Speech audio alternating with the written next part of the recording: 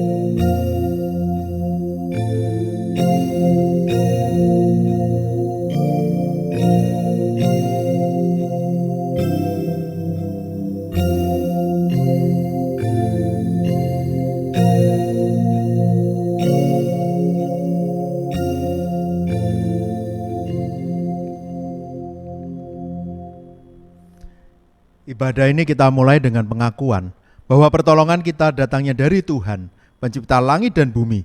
Dia yang tidak pernah meninggalkan hasil perbuatan tangannya.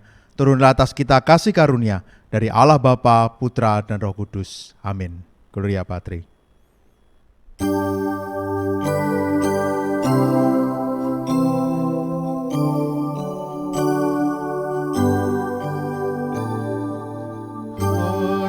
Bagi Allah Bapa, hormat bagi Anak dan Roh Kudus, dari mula sampai sekarang dan seterusnya.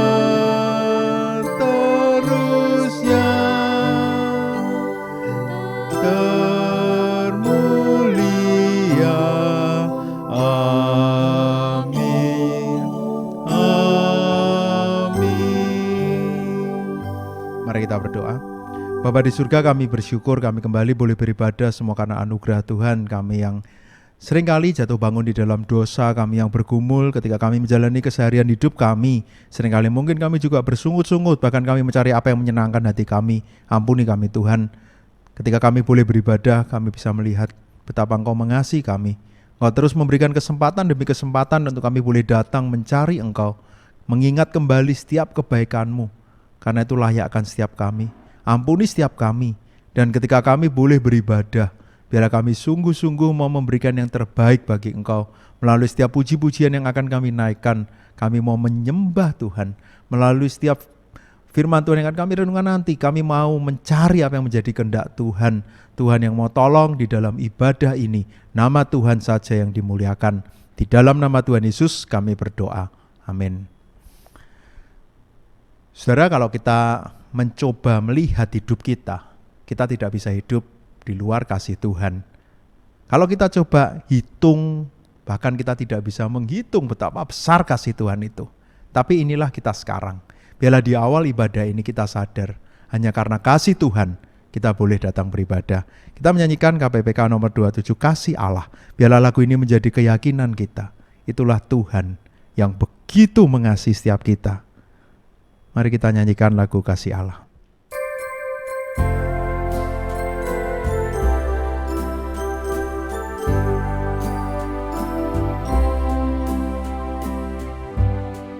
Kasih Allah amat besar yang tak dapat kulukiskan, lebih tinggi dari bintang, lebih dalam dari lautan. Meski Adam telah berdosa, yang mengutus anaknya, agar kita damai dengannya, dosa diampuninya. Kasih Allah tak terduga, tinggi dalam dan luas, tetap teguh tak berubah sampai selama-lamanya.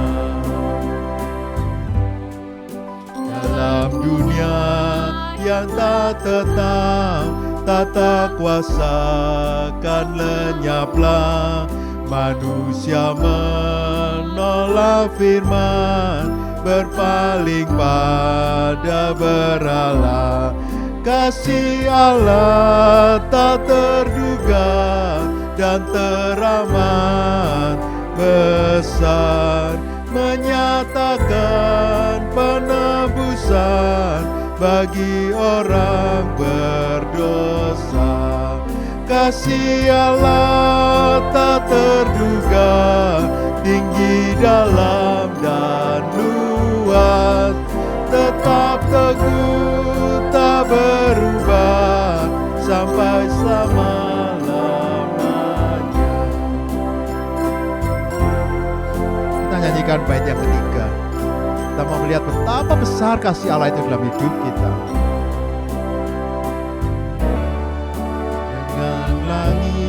Sebagai kertas, batang pohon sebagai pena, air laut sebagai dakwah, tiap orang penulisnya tak mungkin akan menuliskan kasih Allah yang besar. Langit dari timur ke barat tak akan memuatnya. Kasih Allah tak terduga, tinggi, dalam, dan luas, tetap teguh, tak berubah sampai selama-lamanya. Saudara, itulah kasih Allah di dalam hidup kita. Begitu besar, tak terduga. Tapi saudara, kalau kita coba renungkan, kenapa sih kok Tuhan itu mengasihi setiap kita manusia berdosa ini? Karena Allah menginginkan kita untuk kita bisa mengasihi sesama. Saudara, kalau kita ingat perintah yang Yesus berikan, kasihilah Tuhan, lalu juga perintah kasihilah sesama. Kita bersyukur kita adalah saudara seiman, kita sebagai gereja, anggota tubuh Kristus. Hari ini kita akan kembali belajar tema tentang gereja, khususnya tentang komunitas. Inilah kita. Ketika berbicara komunitas, kita tidak bisa sendirian. Karena itu saya tidak bisa sendirian di sini. Saya mengundang dua rekan saya untuk bisa mendampingi saya menyanyikan lagu ini. Kita akan menyanyikan medley lagu Ku Kasih Kau Dengan Kasih Tuhan, Ku Cinta Keluarga Tuhan, kemudian dalam Yesus kita bersaudara. Nanti saudara boleh menyanyikan dengan gerakan, boleh mengikuti gerakan dari Prisco dan Gloria. Kita akan nyanyikan di rumah, nyanyikan bersama dengan keluarga kita. Inilah kita, keluarga di dalam Tuhan. Kita nyanyikan Ku Kasih Kau Dengan Kasih Tuhan lebih dahulu.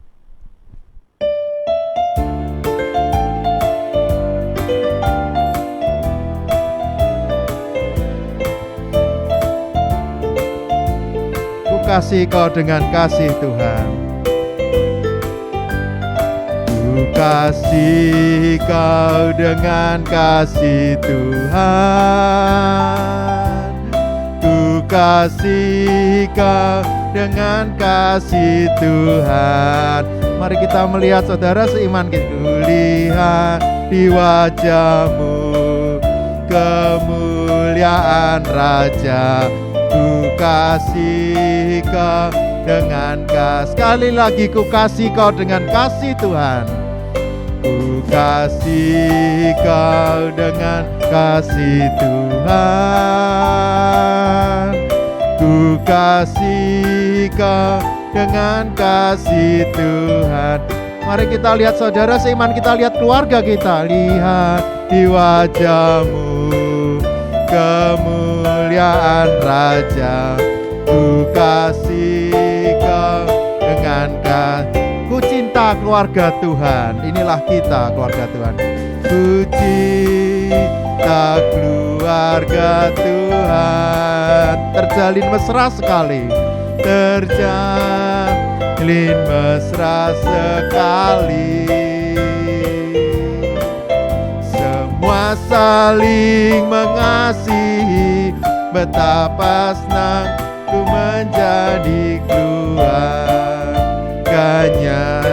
Sekali lagi, ku cinta keluarga Tuhan. Ku cinta keluarga keluarga Tuhan terjalin mesra sekali. Semua saling mengasihi, betapa senangku menjadi keluarga. Dalam Yesus kita bersaudara. Dalam Yesus kita bersaudara. Dalam Yesus kita bersaudara. Dalam Yesus kita bersaudara, sekarang dan selamanya. Dalam Yesus kita, sekali lagi, dalam Yesus kita bersaudara. Dalam Yesus kita bersaudara. Dalam Yesus kita bersaudara. Dalam Yesus kita bersaudara, sekarang dan selamanya. Dalam Yesus kita bersaudara. Dalam Yesus kita bersaudara. Saudara, bersyukur kita tidak sendirian. Lalu kadang kita kalau coba renungkan, Tuhan mengasihi kita, kita mengasihi sesama. Kenapa kita harus mengasihi sesama? Karena inilah kita yang Tuhan izinkan untuk boleh hidup di dunia untuk melakukan rencana Bapa. Mari kita bersama-sama mengiring Tuhan seumur hidup kita, melakukan rencana Tuhan. Dan sebagai saudara seiman, kita berjuang bersama, kita saling menguatkan. Sebelum kita mendengarkan firman Tuhan, kita menyanyikan lagu Bejanamu.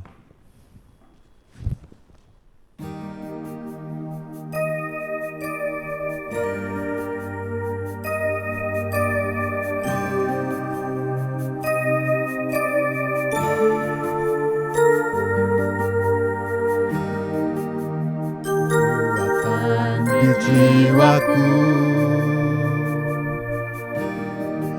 ketenangan batinku ada dalam hadirat-Mu, ku menyembah-Mu. Tersungkurku di kaki-Mu,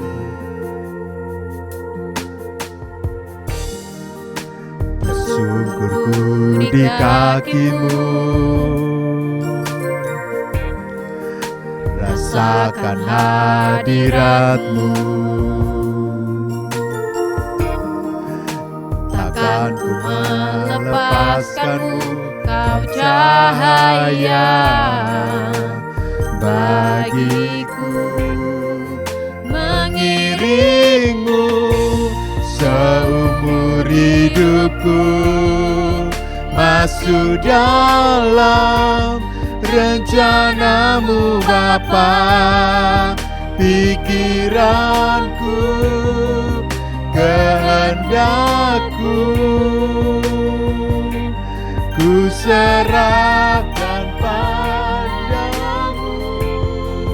Harapanku hanya di dalam-Mu, ku kan teguh bersama-Mu Tuhan. Jadikanku bejana-Mu untuk mengiring-Mu seumur hidupku. Ini yang menjadi kerinduan kita.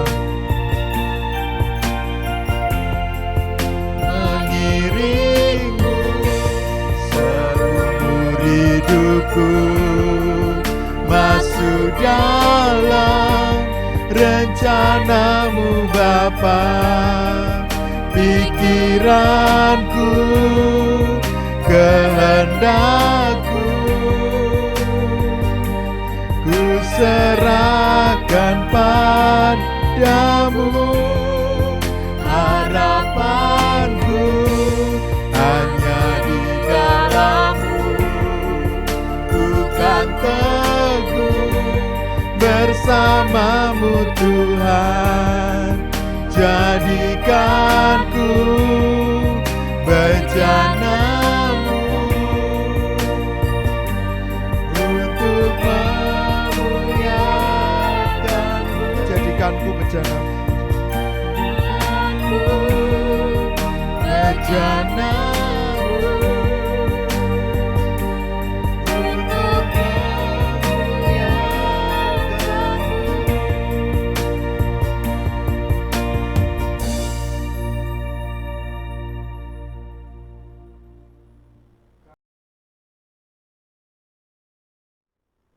Mari jemaat yang dikasihi Tuhan, sebelum kita memulai perenungan kita, saya ajak kita untuk masuk ke dalam doa terlebih dahulu.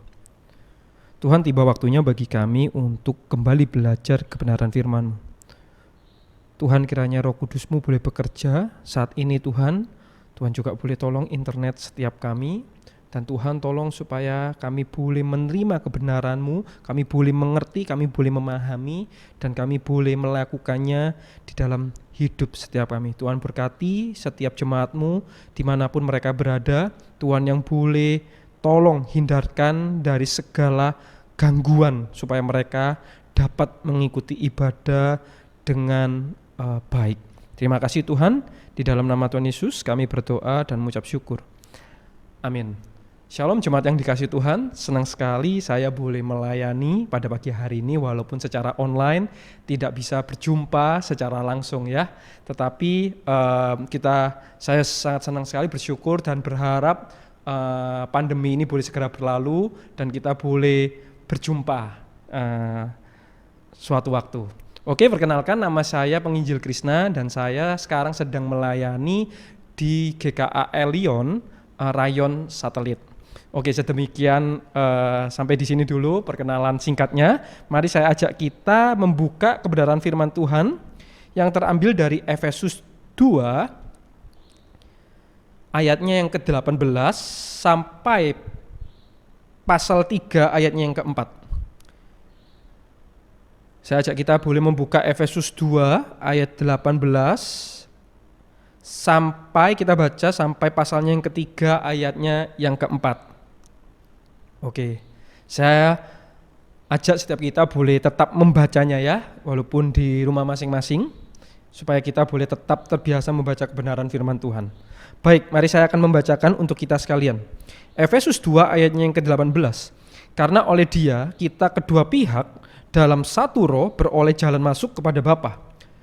Demikianlah kamu bukan lagi orang asing dan pendatang, melainkan kawan sewarga dari orang-orang kudus dan anggota-anggota keluarga Allah, yang dibangun di atas dasar para rasul dan para nabi, dengan Kristus Yesus sebagai batu penjuru. Di dalam Dia tumbuh seluruh bangunan rapi tersusun menjadi bait Allah yang kudus di dalam Tuhan. Di dalam Dia kamu juga turut dibangunkan menjadi tempat kediaman Allah di dalam Roh. Itulah sebabnya aku ini Paulus, orang yang dipenjarakan karena Kristus Yesus untuk kamu orang-orang yang tidak mengenal Allah. Memang kamu telah mendengar tentang tugas penyelenggaraan kasih karunia Allah yang dipercayakan kepadaku karena kamu, yaitu bagaimana rahasianya dinyatakan kepadaku dengan wahyu, seperti yang telah kutulis di atas dengan singkat. Apabila kamu membacanya, kamu dapat mengetahui daripadanya pengertianku akan rahasia Kristus. Nah, jemaat yang dikasihi Tuhan, tema khotbah pada pagi hari ini adalah hidup di dalam komunitas. Nah, ada sebuah film yang berjudul The Last Man on the Earth atau Manusia Terakhir di Bumi. Nah, film ini menceritakan tentang seorang pria yang bernama Phil Miller yang menjadi satu-satunya pria di dunia yang masih hidup. Nah, diceritakan di dalam film ini bahwa dunia terkena sebuah wabah. Sehingga banyak orang yang meninggal dan Phil Miller ini satu-satunya yang masih hidup. Phil Miller datang dari satu kota ke kota lain dengan pergi dengan menaiki mobil, datang dari satu kota ke kota lain untuk mencari apakah mungkin masih ada manusia yang masih hidup dan bertahan. Setelah perjalanan yang cukup lama dan tidak menemukan satu manusia pun yang masih hidup, akhirnya Phil Miller memutuskan untuk kembali ke kampung halamannya di kota Tucson, Arizona. Namun di dalam perjalanan baliknya dia menulis sebuah pesan, berharap siapa tahu ada orang yang melihat pesan itu. Nah, di sana dituliskan dengan sebuah pesan yang besar, ada yang hidup di Tusan. Awalnya Phil sangat menikmati kesendiriannya karena dia dapat bebas melakukan apa saja yang dia inginkan. Namun setelah lewat sekitar 2 bulan, dia mulai merasa kesepian. Terus dia berdoa buat bisa ketemu lagi dengan manusia yang lain, terutama seorang wanita. Tapi setelah sadar kalau doanya tidak kunjung dijawab, akhirnya dia bikin teman sendiri dari bola yang digambar mukanya. Jadi bola digambarin mata, digambarin mulut tersenyum gitu ya. Bahkan dia sampai ngobrol dengan patung wanita, patung baju, patung baju untuk wanita. Nah, dia ngomong sendiri. Dan di saat terakhir ketika dia sudah begitu sangat kesepian, berhari-hari dan bahkan mungkin sudah berbulan-bulan dia hidup sendirian, dia sudah mulai begitu kesepian, dia merasa putus asa sehingga si Phil ini akhirnya memutuskan untuk mencoba bunuh diri. Dengan cara menabrakkan, dia naik mobil, menabrakkan mobilnya di sebuah batu yang besar. Nah, ketika dia mau mencoba bunuh diri, tiba-tiba dia melihat sebuah asap dari kejauhan. Langsung sebelum dia hampir menabrak batu itu, dia langsung membelokkan mobilnya dan dia menyetir dengan cepat menuju arah dari asap itu. Nah, ketika dia sampai di sumber asap itu, ternyata dia menemukan sebuah tenda. Dan ketika dia hampiri tenda itu, dia melihat dan dia menemukan seorang wanita. Dan setelah itu dia berkata, inilah tulang-tulangku dan daging-dagingku. Oh enggak ya, jemaat sekalian ya, bukan seperti Adam ya. Tetapi akhirnya si Phil itu pingsan gitu ya, mungkin terlalu senangnya atau apa. Nah, sampai di sini saya menceritakan sedikit dari film ini. Nah, jemaat yang dikasih Tuhan, dari film ini itu mungkin menggambarkan keadaan kita. Sebuah keadaan di mana ada virus, di mana kita harus di rumah, kita harus bekerja di rumah, kita harus terpisah dari komunitas, kita harus terpisah dari gereja, dari teman-teman. Bukankah selama pandemi ini kita harus sendirian? Kita harus di rumah. Ya mungkin bagi setiap kita yang mungkin sudah kerja, harus keluar rumah, mungkin tidak terlalu terasa. Tetapi kalau kita mengingat pada awal pertama kali pandemi, ketika kita harus tinggal di rumah, tidak boleh kemana-mana, mungkin pertama kali kita senang gitu ya, kita enjoy libur misalnya gitu. Tapi kan kalau ketika kita lama-lama, sebulan mungkin masih senang, 2 bulan, 3 bulan, kita udah mulai gelisah. Betul nggak jemaat yang dikasih Tuhan? Nah, kita pun menyadari dan kita pun tahu bahwa komunitas, bahwa perkumpulan itu penting dan kita sangat sekali membutuhkannya. Dan saya yakin, saya percaya bahwa ketika kita mengalami pandemi ini, kita rindu untuk bisa berjumpa dengan rekan kita, dengan teman kita. Nah, setiap kita sadar bahwa kita membutuhkan yang namanya komunitas, kita membutuhkan yang namanya teman, sahabat. Karena untuk bisa hidup dan berkembang, kita membutuhkan orang lain. Nah, itulah kenapa kalau kita melihat kejadian, Tuhan pun tahu bahwa tidak baik manusia itu seorang diri. Itulah kenapa Tuhan pun menciptakan sebuah komunitas bagi manusia. Nah, jemaat yang dikasih Tuhan, secara alami manusia itu mencari yang namanya komunitas, bahkan membentuk sebuah komunitas. Saya ulangi, secara alami kita itu mencari yang namanya komunitas, bahkan kita pun membentuk yang namanya komunitas. Makanya tercipta komunitas ini, komunitas masak, komunitas sepeda, atau komunitas yang lain. Setiap kita menyadari bahwa komunitas itu penting. Tetapi yang menjadi pertanyaan selanjutnya adalah, komunitas mana yang penting? Saya ulangi, kita tahu bahwa komunitas itu penting. Tetapi yang menjadi pertanyaannya adalah komunitas mana yang paling penting? Karena setiap kita tidak bisa mengikuti semua komunitas-komunitas itu. Kita tahu komunitas itu baik, tetapi kita kan nggak bisa mengikuti semuanya. Itulah kenapa kita mencari mana dari sekian banyak komunitas itu yang penting bagi setiap kita. Untuk memudahkan mungkin kita coba contohnya grup WA. Nah, saya rasa setiap kita memiliki grup WA lebih dari 3 kali ya, atau mungkin bisa lebih dari 5. Saya sendiri aja grup WA saya itu 10 lebih kelihatannya. Ada yang grup WA alumni, lalu grup WA pengurus rayon, lalu hamba Tuhan, lalu belum grup WA kelompok lain, belum grup WA remaja, wah banyak jemaat yang dikasih Tuhan. Nah, kita memang mungkin banyak masuk di grup WA, tapi apakah kita mengikuti semuanya?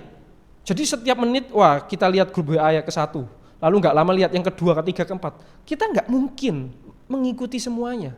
Karena kalau enggak waktu kita akan habis, maka kita akan mengutamakan, kita akan hanya mengikuti grup mana yang paling penting.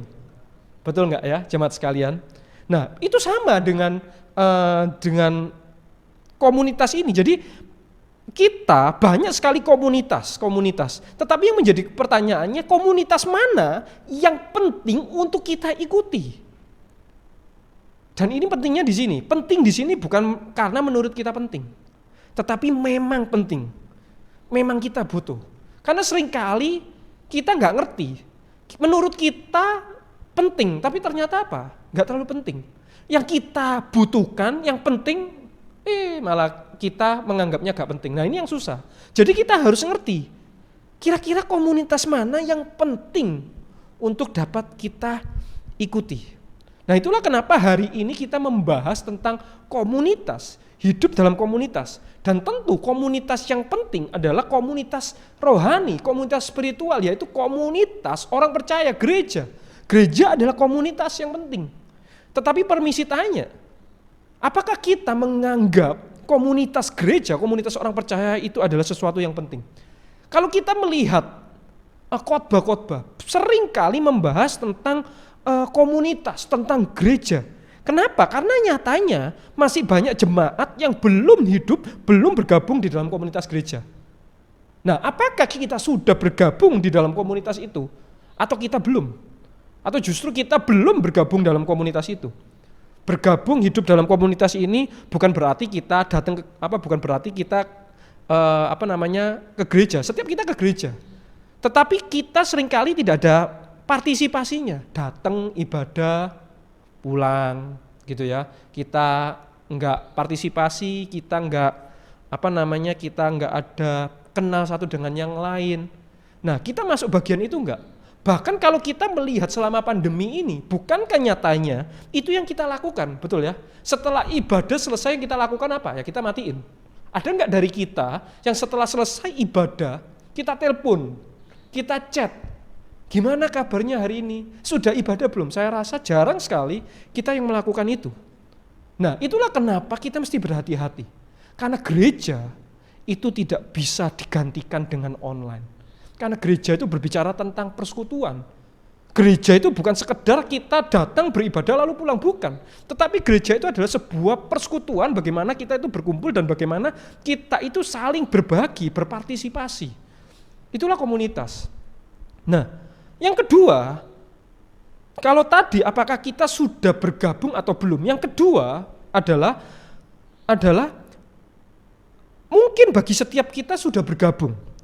Tetapi anehnya banyak jemaat yang tadinya hidup dalam komunitas justru mengalami kematian di dalam komunitas. Merasa kering, tidak bertumbuh, dan akhirnya ada yang meninggalkan gereja atau menjadi benalu, menjadi toksik, menjadi racun.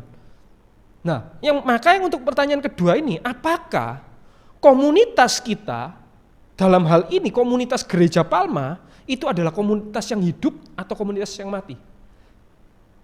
Kita hidup di dalam komunitas, betul, tetapi pertanyaannya, komunitas kita adalah komunitas yang hidup atau komunitas yang mati? Nah, dua hal inilah yang akan kita jawab. Kenapa kok kita banyak dari jemaat, mungkin Bapak Ibu yang belum tergabung dalam komunitas, dan yang kedua, kenapa aku sudah bergabung di dalam komunitas, tetapi kok aku nggak bertumbuh, kok aku justru merasa kering?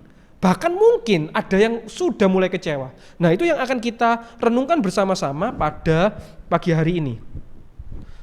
Nah, untuk menjawab kedua pertanyaan ini, kita mesti terlebih dahulu memahami konsep gereja dan tujuan Tuhan itu memanggil gerejanya. Nah, kita mesti tahu, karena jangan-jangan kita salah mengerti tentang gereja.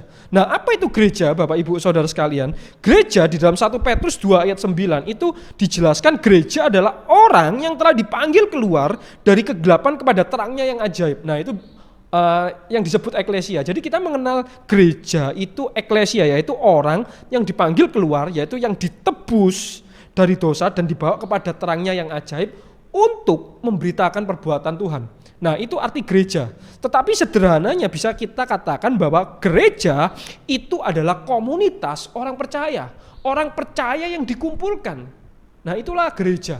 Ingat ya, gereja adalah komunitas orang percaya. Jadi sekali lagi saya tekankan, walaupun mungkin berkali-kali kita sudah tahu tapi seringkali kita lupa. Gereja itu bukanlah gedung, tetapi gereja itu adalah persekutuan, perkumpulan orang percaya. Jadi orang-orangnya. Selain itu, gereja itu bukanlah kumpulan orang benar. Harus mengerti perbedaannya ya. Jadi gereja itu adalah kumpulan orang percaya, bukan kumpulan orang tidak berdosa. Karena seringkali kita lupa bahwa gereja itu adalah tempat bagi orang-orang berdosa. Itu penting bagi setiap kita. Nah, gereja, saya ulangi, gereja itu adalah komunitas orang percaya. Namun komunitas gereja, perhatikan, komunitas gereja itu sangat berbeda 180 derajat dengan komunitas yang lainnya. Saya ulangi, gereja adalah komunitas orang percaya. Tetapi komunitas gereja tidak sama dengan komunitas-komunitas lainnya. Komunitas gereja tidak sama dengan komunitas arisan, katakan. Tidak sama dengan komunitas sepeda. Walaupun apa? Komunitas sepeda Kristen misalnya, atau komunitas masak-masak. Nah, gereja itu komunitas yang berbeda, Bapak Ibu, dengan komunitas yang lain. Nah, apa bedanya? Komunitas itu sebenarnya berasal dari bahasa Latin yang berarti kesamaan. Nah, arti kata dari komunitas itu kesamaan. Itulah sebabnya komunitas itu adalah kumpulan individu yang terbentuk karena memiliki kesamaan. Jadi kesamaan nasib, kesamaan hobi, kesamaan kesukaan, kesamaan kepercayaan, kesamaan visi. Nah, itu komunitas.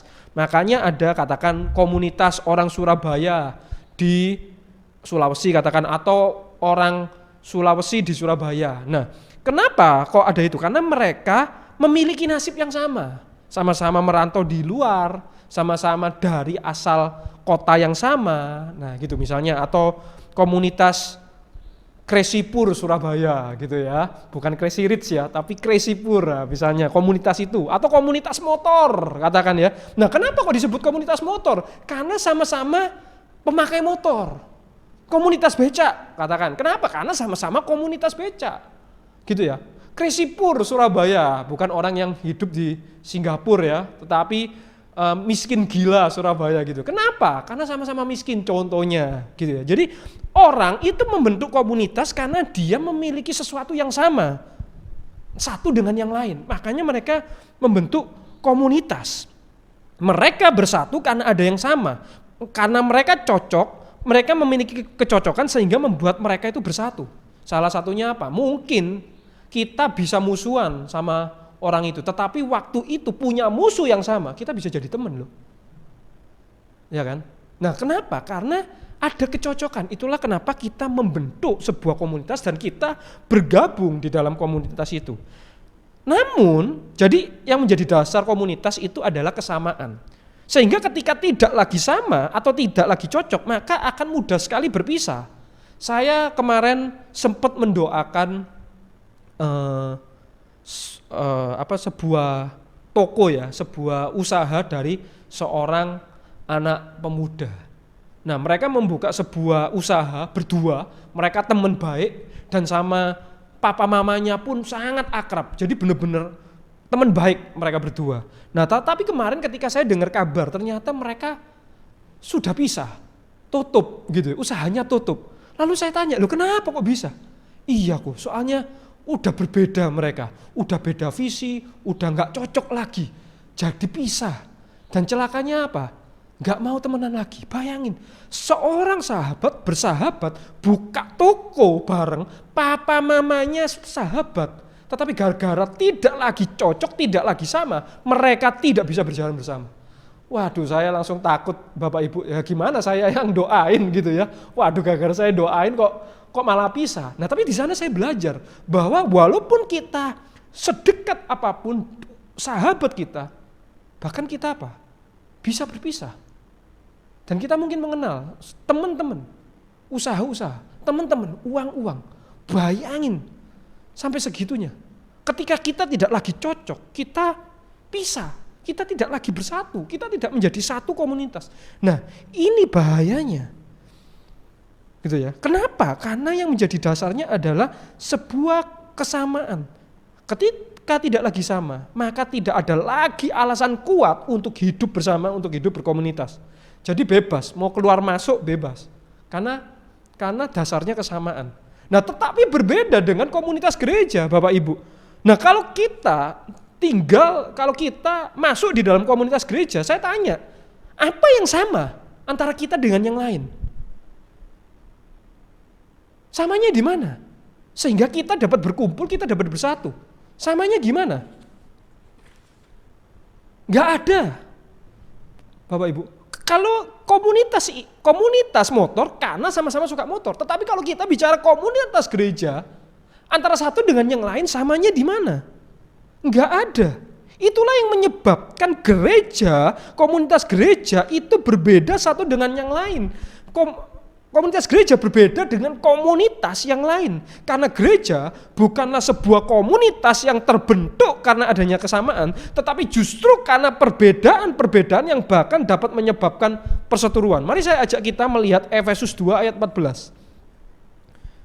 Karena dialah damai sejahtera kita yang telah mempersatukan kedua pihak, yaitu orang Yahudi dan non-Yahudi, dan yang telah merubuhkan tembok pemisah, yaitu perseteruan. Bayangin, komunitas gereja adalah komunitas yang berbeda.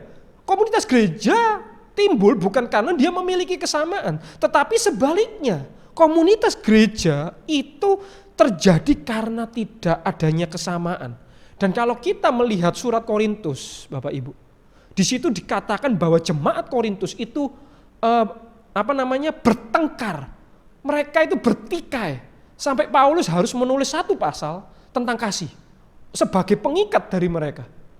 Nah, gereja itu adalah orang-orang yang berbeda, tetapi sama Tuhan dipersatukan. Itulah hebatnya gereja. Komunitas gereja itu lahir bukan karena kita memiliki kesamaan satu dengan yang lain, tetapi sebaliknya karena kita berbeda dan kita dipersatukan. Kita tidak disamakan. Kita tidak dibuat sama satu dengan yang lain, tetapi sebaliknya apa? Kita itu dipersatukan di dalam perbedaan. Itulah hebatnya gereja. Dan itulah mengapa gereja berbeda dengan komunitas yang lain.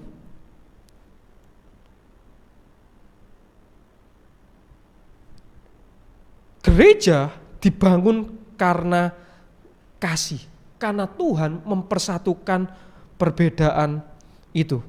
Gereja atau komunitas orang percaya hadir bukan karena kesamaan, tetapi karena gereja dipersatukan oleh Kristus, dan itulah yang menjadi dasar komunitas gereja. Karena kasih Kristus yang mengikat mereka. Itulah kenapa gereja itu disebut komunitas anugerah. Itulah kenapa gereja disebut komunitas kasih. Karena dasar dari gereja bukanlah kesamaan. Dasar dari gereja adalah apa? Kristus. Yang mengasihi, Kristus yang mempersatukan. Nah, itulah ketika kita melihat, ketika tanya, kenapa sih kok banyak orang yang tidak mau, bukan banyak orang, kenapa masih banyak orang yang tidak mau masuk bergabung di dalam komunitas? Nah, apakah jemaat sekalian termasuk bagian itu? Apa yang membuat banyak jemaat, banyak orang yang belum tergabung di dalam komunitas? Nah, sebenarnya bukan karena tidak penting. Karena setiap saya tanya, apakah kamu tahu komunitas gereja itu penting? Oh, penting. Setiap orang menyadari. Tetapi kenapa? Kenapa tidak bisa bersatu? Kenapa tidak mau masuk? Jawabannya karena tidak saling kenal, karena nggak nyaman. Nah, kita coba lihat di dalam Efesus 2 ayatnya yang ke-19. Demikianlah kamu bukan lagi orang asing dan pendatang. Apa yang membuat kita itu sungkan masuk, apa yang membuat kita itu tidak mau bergabung dalam komunitas? Karena jawabannya adalah asing, tidak kenal, gitu ya. Jadi setiap saya tanya, salah satu kan saya pembina remaja, saya tanya, kenapa kok kamu nggak mau ikut persekutuan, nggak mau ikut pertemuan, gitu ya. Karena komunitas, yang namanya komunitas selalu ada pertemuan, ada persekutuan. Karena itulah yang mempersatukan kita, lama-lama mempersatukan kita. Nah, kenapa kok kamu nggak mau ikut? Jawabannya selalu, karena saya nggak punya teman. Karena saya nggak kenal. Nah, gereja itu berbicara tentang teman, tentang sahabat. Ketika kita merasa asing, ketika kita tidak nyaman, kita nggak bisa masuk. Saya kemarin sempat di tahun awal pelayanan saya itu melayani di sebuah gereja di Surabaya, dan ketika saya masuk di remajanya, itu gereja sudah cukup lama Bapak Ibu, tetapi jemaatnya, remajanya cuma 20. Tetapi ketika saya masuk, gak kenal satu dengan yang lain, pegang handphone sendiri, main handphone sendiri, gak saling sapa, saya datang aja gak disapa. Bayangin, sudah bertahun-tahun mereka beribadah bareng, tetapi apa? Tidak saling sapa. Mereka ada di dalam satu gereja, tetapi apa? Mereka tidak membentuk sebuah komunitas. Acuh satu dengan yang lain. Betapa menyedihkan. Dan setelah itu saya melakukan hal yang simpel, cuma menyapa dan bikin grup. Saya admin satu-satu, Bapak Ibu. Dan dari itu mereka mulai mengenal. Bayangin, jemaat cuma 20, remaja cuma 20, tetapi nggak bisa kenal, itu kan ironis. Kalau jemaat kita besar 1000, mungkin nggak kenal masih oke lah.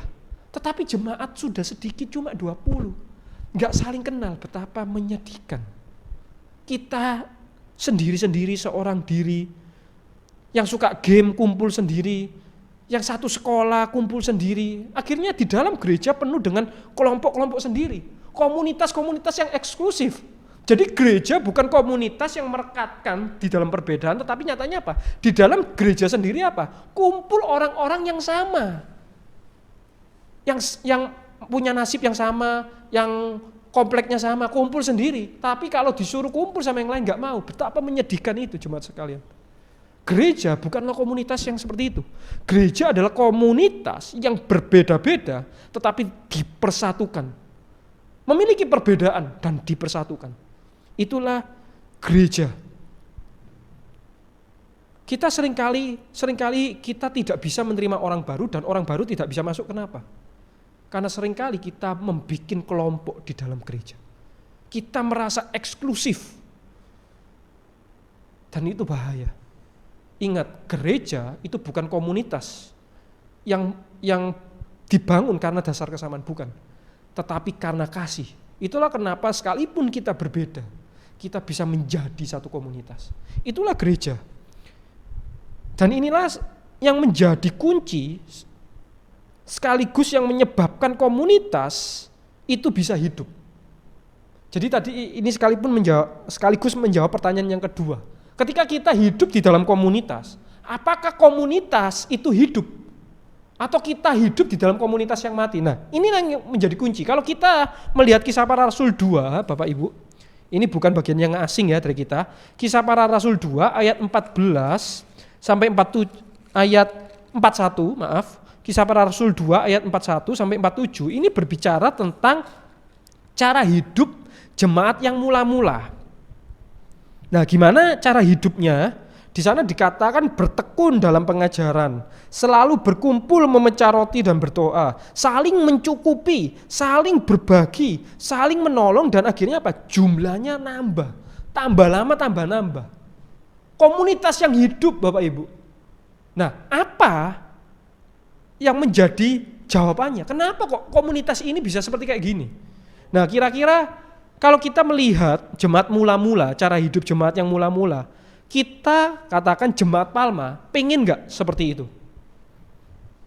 Gitu. Atau mungkin saya tanya sama Ko Davi nih, jemaat Palma sudah kayak gitu gak, Pak Davi? bertekun dalam pengajaran Pak Davi, selalu berkumpul memecah roti dan berdoa, saling mencukupi, saling berbagi, saling menolong, terus jumlahnya nambah. Kira-kira sudah seperti itu enggak Pak Davi? Ya sebelum pandemi lah ya, sebelum pandemi, karena kan ini kan kita enggak ketemu. Nah, kalaupun mungkin kita belum seperti itu, tapi setiap kita pengen seperti itu, bukan? Saya sebagai hamba Tuhan juga pengen seperti itu, dan saya percaya kita, jemaat Tuhan juga pengen seperti itu.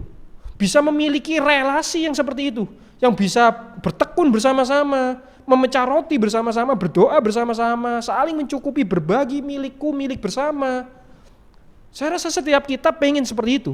Nah, kira-kira apa yang menjadi programnya? Nah, mungkin pengurus, rekan-rekan pengurus, kira-kira menurut kalian apa yang menjadi programnya? Program gereja kok bisa kayak gitu? Kira-kira dibikin program apa ini ya? Kok bisa kayak gini ya? Bisa rajin ikut IBS, katakan ya, rajin persekutuan, bisa berbagi, ya kan, saling menolong. Nah, apa programnya? Jawabannya satu, yaitu kasih. Jemaat bisa bertekun dalam pengajaran itu karena dia memiliki kasih. Dia bisa melayani satu dengan yang lain, itu karena kasih. Jemaat bisa berbagi satu dengan yang lain, kenapa? Karena dia mengasihi orang lain. Kalau nggak bisa mengasihi, mana mungkin bisa menjual itu semua? Nggak mungkin.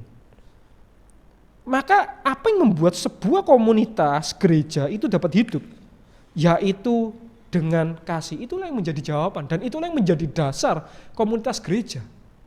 Perbedaan bisa dipersatukan, dan kita bisa melayani begitu luar biasa karena kasih.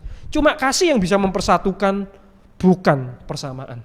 Kolose 3 ayat 14, dan di atas semuanya itu kenakanlah kasih sebagai pengikat yang mempersatukan dan menyempurnakan. Tetapi justru inilah, kasih inilah yang tidak disadari oleh gereja. Apa yang membuat mereka tidak lagi bertumbuh dalam komunitas? Bahkan apa yang membuat seseorang itu kecewa dengan gereja? Kenapa? Jawabannya satu, karena mereka tidak bisa lagi mengasihi. Mereka berhenti pelayanan, keluar gereja, pindah gereja, marah. Kenapa? Karena tidak punya kasih, karena tidak bisa mengampuni lagi. Dan itu yang membuat tidak bisa bertumbuh. Itulah kenapa Tuhan mempersatukan kita dari perbedaan-perbedaan. Dari orang yang tidak kita kenal dan mungkin orang yang menjengkelkan kita. Kenapa kok Tuhan kirim orang itu ke sini? Katakan, kenapa kok aku harus ketemu dengan orang itu? Kenapa? Karena Tuhan pengen kita belajar untuk bertumbuh. Apa yang pengen Tuhan tumbuhkan dari kita? Yaitu belajar mengasihi. Karena itulah dasar gereja. Jemaat sekalian, kita tidak bisa memilih orang untuk datang di gereja kita. Kita tidak bisa memilih orang ini, kenapa kok orang ini datang ke gereja? Ke gereja kita nggak bisa milih. Tuhan yang kirim orang itu ke gereja kita. Dan itulah yang Tuhan pengen kita ajar. Yaitu bagaimana kita sebagai satu tubuh Kristus itu belajar saling mengasihi satu dengan yang lain. Tetapi seringkali kita apa? Kita bersifat eksklusif. Dan itulah yang ditunjukkan di dalam Yakobus. Komunitas yang mati. Gimana komunitas yang mati? Yaitu komunitas yang basa-basi. Yang menunjukkan kasihnya dengan berpura-pura. Itu komunitas yang mati. Yang kedua apa? Komunitas yang memandang muka. Itulah kenapa akhirnya komunitasnya mati. Dan itu pernah terjadi. Dan itu dialami oleh seorang tokoh yang namanya Mahatma Gandhi. Mahatma Gandhi pernah berkata, saya tidak pernah menolak Kristus. Saya suka Kristus Anda, tetapi saya tidak suka dengan orang Kristen Anda. Jika orang Kristen benar-benar hidup menurut ajaran Kristus, seperti yang ditemukan di dalam Alkitab, seluruh India sudah menjadi Kristen hari ini. Katanya lagi, Mahatma Gandhi pernah ditolak. Dan diceritakan di sana, ditolak dengan begitu kasar ketika dia datang ke gereja dan oleh pengurus gereja. Bayangin, apa yang membuat gereja itu mati? Ketika komunitas itu tidak lagi memiliki kasih. Ketika orang baru datang tidak disambut. Ketika ada orang yang kedapatan berdosa, langsung dikucilkan, tidak ada pengampunan. Itu yang membuat gereja itu mati dan gereja tidak bisa bertumbuh dan membuat gereja akhirnya apa? Sama menjadi komunitas yang lain. Apa? Sama-sama orang percaya, cuma gitu doang. Bukan gereja yang berbeda yang dipersatukan oleh kasih. Saya juga ada cerita, waktu saya pelayanan di Bandung, saya pernah datang ke rumah salah seorang anak pemuda. Dan ketika saya lihat di mejanya itu ada sebuah kalender pelayanan. Jadi kalender pelayanan paduan suara, gitu ya. Tapi anehnya ada satu foto itu yang disensor. Jadi ada satu foto itu yang mukanya ditutupi. Nah, saya tahu masalahnya bahwa mama dari anak pemuda ini itu lagi ribut dengan salah satu rekannya. Saya bilang, loh, AI kenapa ini? Kok mukanya ditutupi? Ini mukanya siapa? Saya candain, padahal saya tahu. Lalu saya buka halaman yang kedua, sama. Jadi dia itu saking bencinya karena dia lagi masalah dengan orang ini. Dia belain, dia potong kertas, dia tempel untuk sensor itu muka. Bayangin sampai segitunya. Dan bukankah itu yang sering kita alami? Ketika kita mulai nyaman dengan gereja, kita seringkali merasa berkuasa, dan ketika ada orang yang salah, kita seringkali memakai kekuasaan kita. Dan kalau kita sama-sama kuat di gereja, apa? Udah aku gak mau pelayan lagi, aku keluar. Itulah sebabnya tidak pernah bertumbuh. Karena inti dari gereja itu adalah bagaimana kita belajar mengampuni. Semakin lama kita semakin mengenal orang, dan mungkin kita akan semakin merasakan sakit ketika orang itu mengecewakan kita. Tetapi itulah yang kita pelajari dari Kristus. Bagaimana Kristus itu membasuh kaki Yudas dan kaki Petrus, padahal dia tahu Yudas akan mengkhianati dia. Dan itulah Tuhan bilang, kamu harus mengikuti teladanku. Teladan yang mana? Apa arti membasuh kaki? Di dalam pasal 13, pasal yang sama ayat selanjutnya, arti dari membasuh kaki adalah, hendaklah kamu saling mengasihi satu dengan yang lain.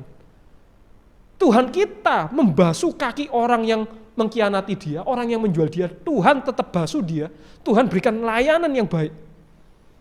Dikatakan sampai akhir, pasal 13 dibuka, sampai akhir Yesus mengasihi murid-muridnya. Tetapi betapa banyak dari kita, orang gereja, tidak bisa mengampuni sahabat kita. Ketika orang mengecewakan kita, ketika orang melukai kita tidak bisa mengampuni. Itulah kenapa kita tidak bisa bertumbuh. Kita hidup di dalam komunitas, tetapi kita merasa kering. Kenapa? Karena kita tidak melakukan apa yang Tuhan inginkan. Ingat, komunitas gereja itu dibangun bukan karena dasar kesamaan, tetapi karena perbedaan yang dipersatukan oleh kasih. Kasih Kristus itulah yang mempersatukan kita, yang mendamaikan kita dengan sesama kita, dan yang mendamaikan kita dengan Allah. Itulah esensi dari gereja. Tapi seringkali kita lupa bagaimana kita menyatakan kasih kita di dalam gereja. Kita lebih suka kumpul sama orang yang kita sukai atau yang sama dengan kita. Tetapi bagaimana dengan mereka yang berbeda dengan kita? Apakah kita bisa mengasihi mereka? Apakah kita justru menjauhi mereka, menganggap mereka aneh? Ketika ada orang baru, kita sambut mereka enggak? Bukankah seringkali kita yang sudah lama dan aktif kadang pun tidak kenal? Kemarin saya juga sempat marah dengan pengurus remaja. Saya bilang, gimana sih? Kamu itu udah lama loh, tapi kok gak kenal teman-teman kalian? Betapa ironinya gereja. Itulah sebabnya sekali lagi gereja tidak bisa digantikan dengan online. Karena gereja bukan hanya sekedar pertemuan, tetapi kita harus ada saling mengasihi, ada sebuah relasi, dan kasih itu dinyatakan lewat perbuatan. Lakukan hal yang sederhana, sapa orang baru atau orang yang ada di sebelahmu. Kalau kita sekarang dalam masa online, mulai masuk grup. Kalau kalian belum masuk grup WA. Saya percaya ada grup WA gereja ini. Bergabung, mulai berkenalan. Karena sekali lagi dikatakan kita sudah dipersatukan, kita bukan lagi orang asing. Kita bukan lagi orang yang asing. Tuhan memanggil gereja untuk kita saling mengasihi. Dan semakin kita mengasihi, kita akan semakin mengenal Dia yang adalah kasih. Kita coba lihat 1 Yohanes 4 Ini sebuah kalimat yang bagus, 1 Yohanes 4.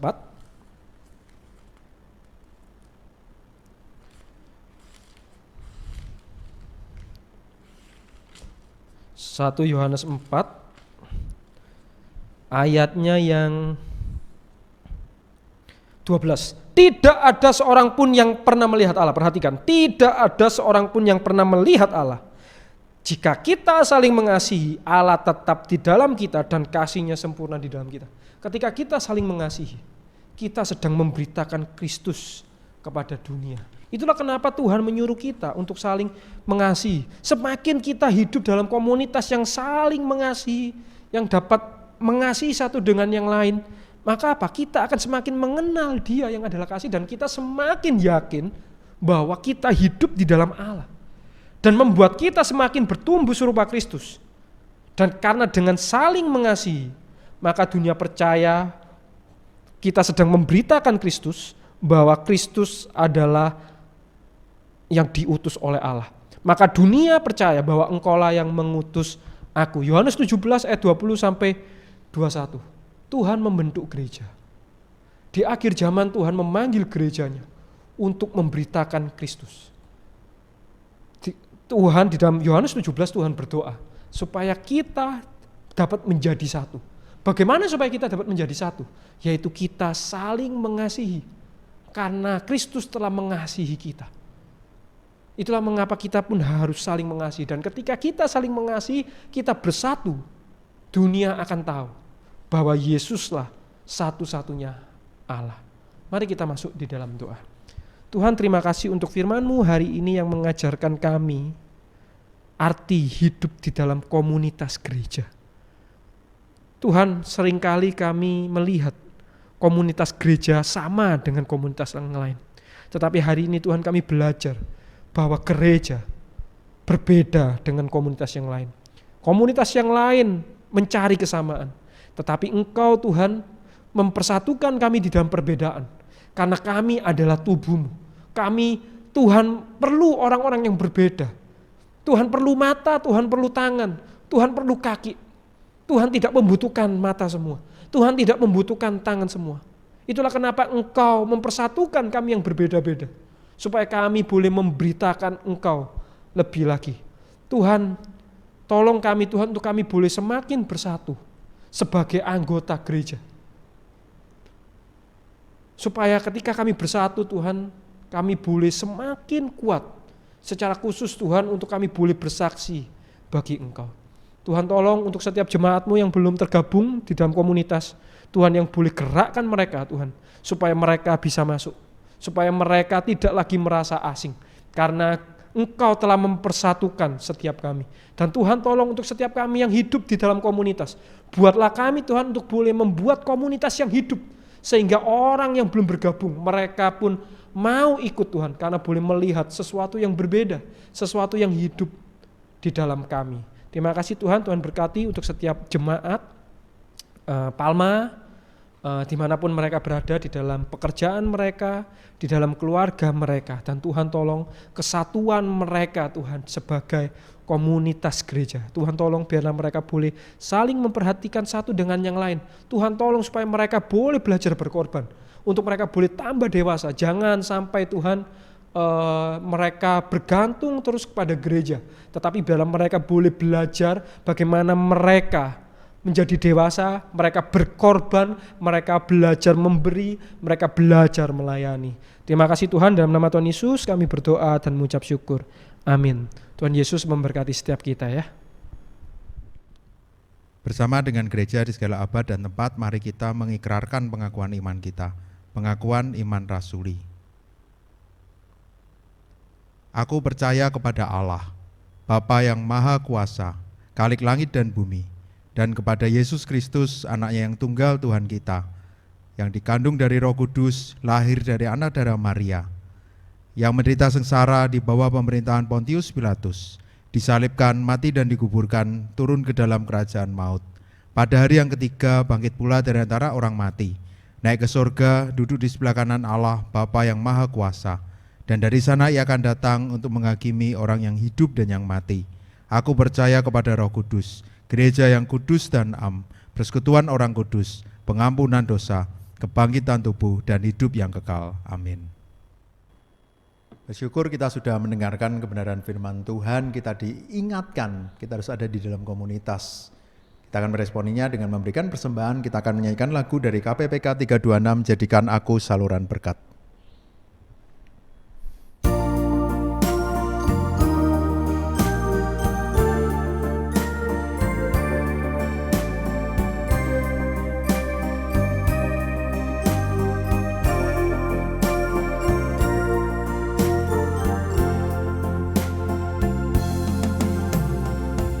Dalam dunia yang penuh liku, banyak yang keluh kesah. Bawa terangnya ke tempat gelap itu yang susah dihiburkan. Jadikan aku saluran berkat dan pemancar kasih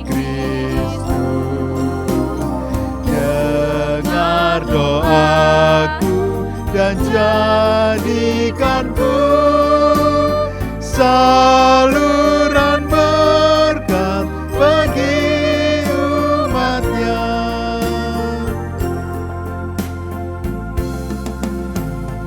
Beritakan tentang kasih Tuhanmu, tentang pengampunannya. Bawalah mereka kepadanya dengan saksi hidupmu. Jadikan aku saluran berkat dan pemancar kasih Kristus. Dengar doaku dan jadikanku saluran berkat bagi umatnya.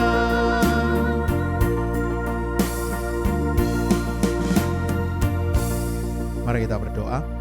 Bapa di surga, kami bersyukur kami ada di dalam komunitas. Dan di dalam komunitas itulah kami mau menjadi saluran berkat, supaya kasih Tuhan boleh dirasakan. Terima kasih Tuhan, kami juga diberikan kesempatan memberikan persembahan. Tuhan berkati persembahan ini bisa dipakai untuk pekerjaan Tuhan di gerejamu. Tuhan terus memberkati setiap kami, dan biarlah bukan hanya uang yang kami berikan, tapi seluruh hidup kami juga mau persembahkan kepadamu. Di dalam nama Tuhan Yesus kami berdoa. Amin. Di akhir ibadah ini segala kemuliaan hanya kita berikan kepada Allah Bapa, Allah Putra, dan Allah Roh Kudus. Doksologi.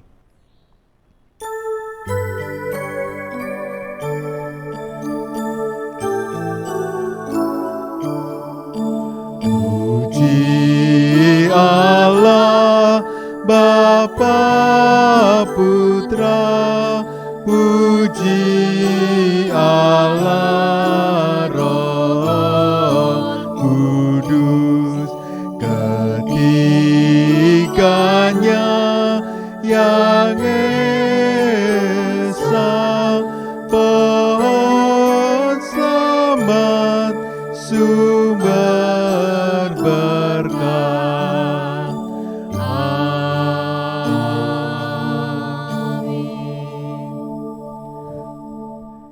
Mari kita meminta berkat dari Tuhan.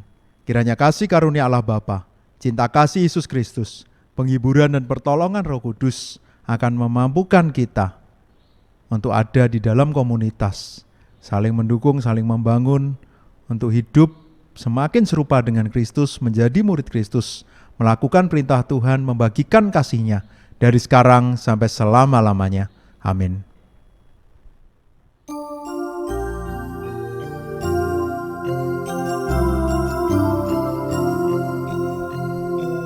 Tuhan melindungi kau, Tuhan memberkati kau, kiranya wajah-Nya menyinari kau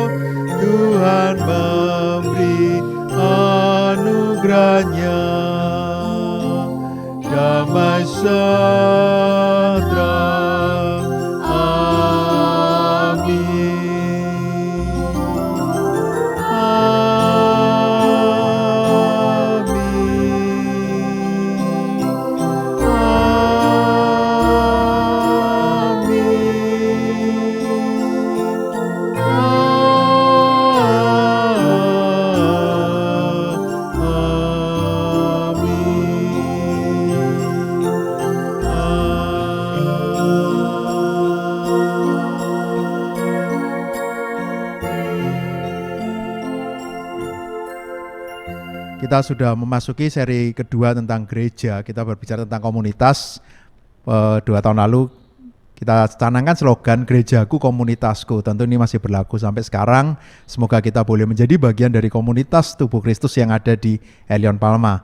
Mari kita saling memperhatikan. Tadi di khotbah juga diingatkan, setelah ibadah ini meskipun kita masih online, bolehkah kita juga memperhatikan jemaat yang lain?